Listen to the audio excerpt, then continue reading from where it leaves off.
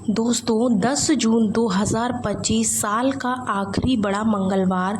इस बड़े मंगलवार को अगर आपने मिस कर दिया तो समझ लीजिए आपने बहुत कुछ मिस कर दिया, क्योंकि इस बड़े मंगलवार के बाद कोई भी ऐसा दिन नहीं आने वाला है जिससे आप कोई भी अगर उपाय करो उतने कारगर हो। लेकिन कल का दिन अगर आपने सही तरीके से सही नियमों के साथ उपायों को कर लिया, वास्तव में हनुमान जी की खास कृपा आपके ऊपर बनने वाली है। यह वो समय है जब आप बहुत कुछ पा सकते हो, बहुत उपलब्धियां पा सकते हो, पैसा पा सकते हो, सम्मान पा सकते हो। एक आखिरी मौका और एक उपाय, एक ही महा उपाय और आपका जीवन बदल जाएगा। हनुमान जी की खास कृपा आपके ऊपर बढ़ने वाली है। 4 बड़ा मंगलवार पर आपने जो भी उपाय करे हैं उनका जो प्रभाव देखने को मिला है, लेकिन 5वां बड़ा मंगलवार यानी आखिरी बड़ा मंगलवार आपके जीवन को बदलने वाला होगा। तो क्यों ना इस दिन कुछ ऐसा उपाय कर लिया जाए जो भगवान जी को खुश करके माने, लेकिन साल भर मंगल की कृपा भी आपके ऊपर हो जाए और मंगल का जो दोष होता है वो भी आपके ऊपर से दूर हो जाए। शनि की कुदृष्टि, महादशा या ढैया अगर आपके ऊपर लगी हुई है तो उसका भी निवारण बता दूंगी। राहु केतु की महादशा लगी है उसका भी निवारण बता दूंगी। साथ ही साथ दोस्तों, कुछ करने की इच्छा है या फिर कुछ करने का जज्बा है तो ये आखिरी दिन है जो उपायों को करना है, आपको बहुत ज़रूरी है। देखिएगा, यहाँ पर जितने भी लोग देख रहे हो, कोई भी आसान उपाय बताने वाला नहीं हूँ। अगर आपको कोई आसान उपाय करना है तो आप इस वीडियो को अभी भी स्किप कर सकते हो, क्योंकि आप हनुमान जी के अनन्य भक्त हो और अनन्य भक्तों को आसान उपाय की तरफ भागना बेवकूफ़ियों के समान होता है। अगर आपको आसान उपाय चाहिए तो हनुमान जी के लिए कुछ मत करो, बस इतना सा कर दो कि जय श्री राम, जय श्री राम, जय श्री राम। उनकी एक हनुमान चालीसा पढ़ लेना, उतना ही आपके लिए काफ़ी है। लेकिन अगर आप प्रसन्न करना चाहते हैं तो यह तरीका कर लेना, ढंग से कर लेना और सही तरीके से करना, श्रद्धा के साथ करना। हनुमान जी बस वो आखिरी दिन ही बचा है जहाँ पर हम आपको खुश करने के लिए हर कुछ कर देंगे, तन मन धन सब कुछ लगा देंगे, लेकिन आप अपनी कृपा हमारे ऊपर पूरे साल बनाए रखिएगा। हनुमान जी खुश जरूर होंगे, बस नियमबद्ध तरीके से करिएगा। आपको करना क्या है, सुबह सुबह उठना है। सुबह उठते ही पहले तो एक दिन पहले की बात कर लेती हूँ। 9 तारीख की बात करें, जब आप रात में सोएंगे तो आप रात में सोने से पहले ही हनुमान चालीसा पढ़ेंगे और साथ ही साथ हनुमान जी का चेहरा अपने दिमाग में याद करते करते आप ओम हनुमते नमः, ओम हनुमते नमः करते करते आप सो जाएंगे। सुबह उठना है, ब्रह्म मुहूर्त में आपको उठना है और ब्रह्म मुहूर्त में उठने के बाद ही तुरंत आपको हनुमान जी के दर्शन करने के लिए जाना है। हनुमान जी के दर्शन करने के बाद आपको स्नान करना है। स्नान करने के बाद गुलाब का जो इत्र होता है वो अपने ऊपर छिड़कना है और लाल वस्त्र धारण करना है, पीला चंदन लगाना है, एक सिंदूर लगाना है और सिंदूर लगाने के बाद अब आप एक ऐसे वेशभूषा में आ चुके हो जो हनुमान जी को बहुत ज़्यादा पसंद है। ऐसे भक्त जो इस वेशभूषा को धारण करने के बाद हनुमान जी की प्रक्रियाओं को करते हैं, हनुमान जी की खास कृपा उनके ऊपर देखने को मिलती है। अब आप हनुमान जी के मंदिर चले जाओ या घर पर भी कर सकते हो इस प्रक्रिया को। अब आपको एक ऐसे कमरे का चुनाव करना है जहाँ पर बिल्कुल शांति हो, जहाँ पर भगवान जी को आप रख सकते हो, विराजमान करा सकते हो, जहाँ पर कोई बेवजह आपको डिस्टर्ब करने वाला ना हो। अब आपको हनुमान जी को वहाँ पर विराजमान करने का तरीका मैं आपको बता देती हूँ। एक साफ चौकी लीजिएगा, स्वच्छ जल से उसको धुल लीजिएगा, उसके ऊपर लाल कपड़ा बिछा लीजिएगा। लेकिन ध्यान रहे कि जिस कमरे में आपने चुनाव किया है उसका स्वच्छ जल से पहले आप साफ कर लेंगे। उसके बाद गंगा जल का छिड़काव जरूर से करेंगे। गंगा जल का छिड़काव होने के बाद वहाँ पर जो वातावरण है वह बहुत ही ज़्यादा सुगंधित हो, ठीक है ना। बाद में स्वच्छ करिएगा। उसके बाद आपको चौकी रखना है, स्वच्छ कपड़ा उस पर बिछाना है लाल कलर का। तावे की एक प्लेट लीजिएगा, तावे की प्लेट पर हनुमान जी को विराजमान कराइएगा। चाहे पंचमुखी हनुमान जी आप ले सकते हो, चाहे तो बैठे हुए हनुमान जी आप ले सकते हो, लेकिन खड़े हुए हनुमान जी को भूल कर भी मत लेना, क्योंकि यह हनुमान जी का वो रूप होता है जो आपके घर में नकारात्मकताओं का प्रवेश कराता है। तो आप जो है बैठे हुए हनुमान जी को अपने घर में रखिएगा, यहाँ पर आपने विराजमान कर लेना है। इसके बाद में जो खाली जगह बचती है वहाँ पर आप फूल वगैरह लगा सकते हैं। बची हुई जगह में हल्का सा जल लीजिए कटोरी में और हनुमान जी को अर्पित करिए, उनके चरणों में अर्पित करिए। इतना करने के बाद अब आपने जो है हनुमान जी को विराजमान कर रखा है। अब आपको एक अपने लिए आसन बनाना है। आसन बनाने के लिए लाल कपड़े का चुनाव कर सकते हो। लाल कपड़े का चुनाव करने के बाद आपको वहाँ पर बैठ जाना है। बैठने के बाद धूप दीप जला लेनी है, आसपास के वातावरण को सुगंधित करना है और आपको घी का दीपक जलाना है। एक तिल का तेल जो होता है उसका दीपक जलाना है, एक चमेली का दीपक जला लेना है। उसके बाद में एक गुलाब के फूलों से बनी हुई माला को हनुमान जी को समर्पित करना है और हनुमान जी को सिंदूर लगाना है। हनुमान जी को सिंदूर लगाने के बाद जय श्री राम जय श्री राम जय श्री राम 108 बार करना है। अब आपको अर्पित क्या करना है, ये खास चीज़ है, बहुत ध्यान से समझिएगा।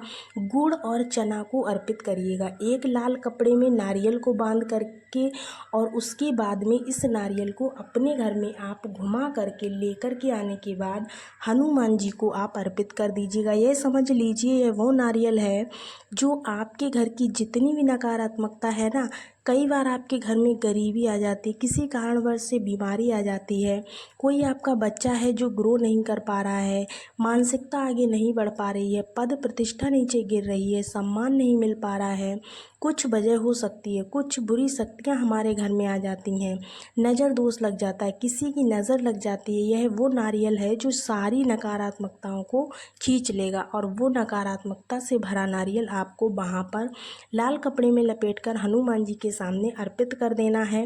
लाल चोला अर्पित करना साथ में, क्योंकि लाल चोला जो है आपके ऊपर राहु की दशा केतु की दशा अगर लगी हुई है तो इसका भी निवारण करता है। अगर आज जो भी इंसान लाल चोला हनुमान जी को अर्पित करता है उसके पास आप बूंदी खुद से बनाइएगा, बूंदी घर पर बनाइएगा, बाहर से खरीद कर मत लाइएगा।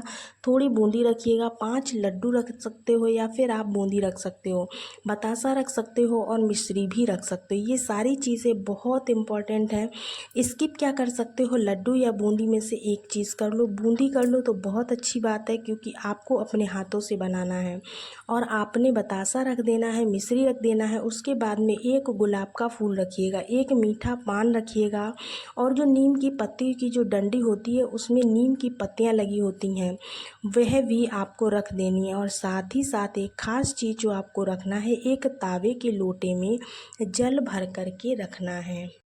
इसके बाद में दोस्तों क्या करना है, आपको लोटे में जल इतना होना चाहिए कि जितना आप पी सको, क्योंकि हम आज इस वाले उपाय में आने वाले टाइम में बजरंग बाण पाठ को भी इंक्लूड करने वाले हैं, जो आपके जीवन में जितनी भी कठिनाइयां हैं उनको दूर करेंगे ही करेंगे। आखिरी समय है तो हनुमान जी को विवश कर दीजिए कि वो आपके सारे काम को कराने के लिए जो भी तरीका आपके लिए बहुत ही ज़्यादा इम्पोर्टेंट होगा। साथ ही साथ आपको 3 केले अर्पित करने हैं और इतना अर्पित करने के बाद में थोड़ा सा सिंदूर हनुमान जी को लगाना है और वही सिंदूर से अपने माथे से अपने आप को भी लगा लेना है। यह समझ लीजिए कि आपकी आत्मा और भगवान जी के प्रति जो आपके समर्पण है उसका एक जुड़ाव हो चुका है। इस प्रक्रिया के दौरान अब आपको एक माफ़ीनामा लगाना है, क्योंकि ये प्रक्रिया जो आप कर रहे हैं इस प्रक्रिया के दौरान कुछ भी गलती ना हो जाए, या अगर आपके पास कोई गलती हो जाती है इस चीज़ के लिए आप कम से कम भगवान जी से क्षमा याचना कर सकते हो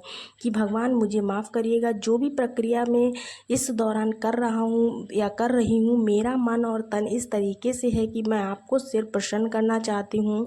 अगर मेरी इस प्रक्रिया के दौरान कोई भी चीज़ आपको बुरी लगती है या कोई भी चीज़ ऐसी हो जाती है जो चीज़ हमारे लिए या आपके लिए सही ना हो, तो उसके लिए मुझे माफ़ करिएगा। ये माफ़ीनामा लगाने के बाद में अब आपको 108 बार ओम हन हनुमते नमः इस मंत्र का जाप करना है, क्योंकि ये बीज मंत्र है। इस मंत्र से हनुमान जी बहुत जल्दी प्रसन्न हो जाते हैं। जो भी भक्त इस मंत्र को 108 बार पढ़ता है या 108 बार की माला करता है, माला को 1 या 2 बार कर लेता है लेकिन नियमित रूप से करता है, तो उसकी सारी मनोकामनाएं पूर्ण होती हैं। 5 बार या फिर 7 बार आप हनुमान चालीसा का पाठ करना है, 1 बार आपको सुंदर कांड का पाठ करना है और एक आखिरी बार आपको बजरंग बाण का पाठ करना है। ये जितनी भी चीज़ें आपने करी हैं, अच्छा खासा इसमें समय लग जाता है, अच्छा खासा इसमें श्रद्धा भाव जो है वो हमारा भगवान के प्रति समर्पित हो जाता है। जब आप बजरंग बाण का पाठ करके आओगे ना, ये सब करते करते आपको एक अंदर से एनर्जी महसूस होगी, क्योंकि ऐसा लगेगा कि हाँ, सच में कुछ मेरे अंदर पावर आई है, सच में कुछ ऐसा लग रहा है कि कुछ ऊर्जा मेरे अंदर समाहित हो चुकी है, जिसके अंदर आप कठोर महसूस करोगे। अगर आपके अंदर की कठोरता महसूस हो रही है, अगर आपको अपने अंदर कुछ नई एनर्जी महसूस हो रही, तो समझ लेना कि आपका संपर्क सीधे हनुमान जी के बीच हो गया है। अब आप बहुत कुछ पाने वाले हो, बहुत अच्छा आपका संबंध बन चुका है। भगवान हनुमान जी के प्रति एक बार फिर से 11 बार ओम हनुमते नमः इस मंत्र का जाप करना है। और अगर आपसे हो पाए तो हनुमान जी की आरती भी कर लेना। हनुमान जी की आरती करने के बाद घंटी बजाना, और वहाँ पर यह प्रक्रिया आपकी संपन्न हो जाती है। अब आपके पास 2 टास्क बचे हैं, 2 चीज़ें हैं आपके पास। एक तो तावे के कलश में जल है, एक लोटे में आपका जल रखा हुआ है।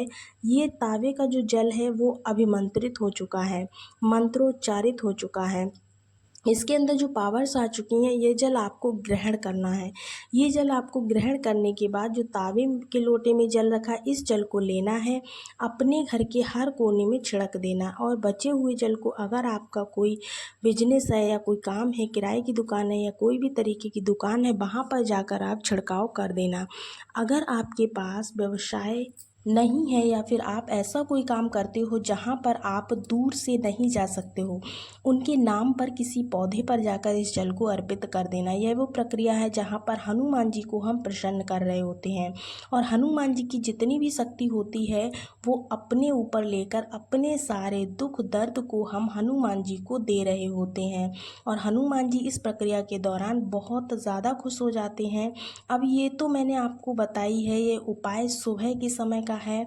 पूरे दिन आपको ब्रह्मचर्य का पालन करना है, किसी भी इंसान से कोई भी गलत बात नहीं बोलनी है, कोई भी गलत बात नहीं करनी है, छल देश भावना ऐसी किसी के प्रति नहीं रखनी है। साथ ही साथ अगर आपके पास श्रद्धा हो या आपके पास अगर तथा हो तो आप किसी को खाना भी खिला सकते हो, भंडारा करा सकते हो। अगर नहीं है तो आप गुड़ चना का दान ज़रूर से करिएगा। लाल कपड़े का दान कर सकते हो, तावे के बर्तन का दान कर सकते हो, और किसी ज़रूरतमंद को पानी भी पिला सकते हो, शरबत पिला सकते हो। इन सारी चीज़ों से निवृत्त होकर शाम का वो समय होता है जहाँ पर एक और बस आखिरी प्रक्रिया बची है, उसको आप कर लीजिए। यह प्रक्रिया पीपल के पेड़ के बीच में होगी, और वहाँ पर आपको जाना पड़ेगा शाम के समय। सूर्यास्त जैसे ही होता है, सूर्यास्त के दौरान आपको पीपल के पेड़ के पास जाना है। पीपल के पेड़ की एक खास जगह को चुनाव कर लेना है, जहाँ पर जो भी पत्ते वगैरह पड़े हैं उनको साफ कर लेना है। जल से वहाँ की सफाई करना है, और जल से सफाई करने के बाद पंचमुखी मूर्ति को लेकर जाना है हनुमान जी की, और वहाँ पर रखना है। किनारे किनारे 5 दीपकों को लगाना है। एक घी का दीपक जलाना है, एक सरसों के तेल का दीपक जलाना है, एक तिल के तेल का दीपक जलाना है, एक चमेली के तेल का दीपक जलाना है, और एक सरसों के दीपक में सफ़ेद तिल डालने के बाद इस दीपक को जलाना है। इन 5 दीपकों को जलाने के बाद आपके सामने जो पीपल है वहाँ पर आपको बैठ जाना है।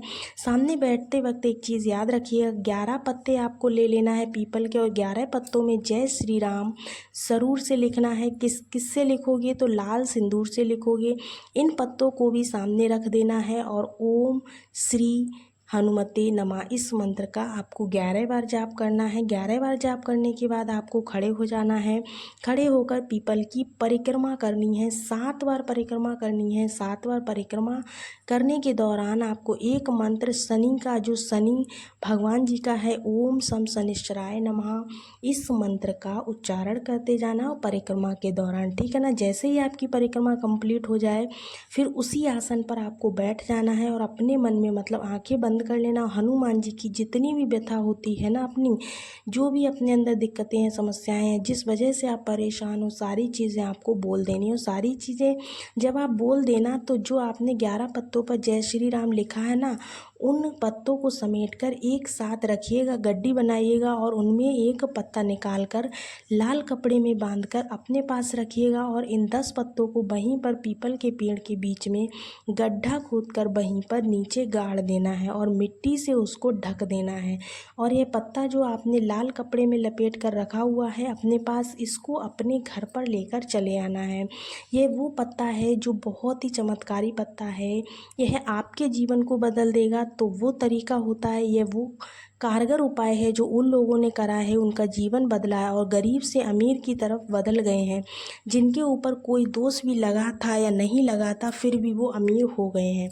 इस उपाय को मैंने आपको यहाँ पर बताया। अब आप इस पत्ते को अपने घर पर लेकर आना है, किसी स्वच्छ जगह पर रख देना है या फिर जहाँ पर आप पैसा रखते हो उस जगह पर भी आप इसको रख सकते हो। इससे आपको धन लाभ होने लगेगा, आपका अपमान कभी नहीं होगा, किसी की जो गंदी दृष्टि होती है वो आपके घर पर नहीं पड़ेगी। अब 3 दीपक आपको जलाना है, एक अपने किचन में जला देना है अन्नपूर्णा माता, और दूसरा दीपक जो है किसका जलाना है, सरसों के तेल का, जिसमें आप चाहो तो काला तिल डाल देना या फिर सफ़ेद तिल डाल लेना। दोनों दीपक जलाने के बाद में अब एक दीपक आपको जलाना है अपने मुख्य द्वार पर। अपने घर में जितनी भी बुरी शक्तियाँ होती हैं ना, जितने भी बुरे विचार होते हैं वो हमारे घर से बाहर हो जाते हैं। तो दोस्तों आज का जो वीडियो था बहुत ही इम्पोर्टेंट था, बहुत ही ज़्यादा उपायों से भरा हुआ था। कैसे लगे आपको आज के उपाय ज़रूर बताइए कमेंट्स में। अगर आपको उपाय अच्छे लगे तो आप ज़रूर बताइएगा, तो हम आप प्रतिदिन इस प्रकार के ही उपाय लाएं या फिर जो गुरु जी के बताए हुए उपाय होते हैं उनको लेकर के आएँ, ज़रूर से बताइएगा। सभी को राधे राधे, श्री शिवाय नमस्तोभ्यम। मिलते हैं अगले वीडियो में, तब तक के लिए श्री शिवाय नमस्तोभ्यम।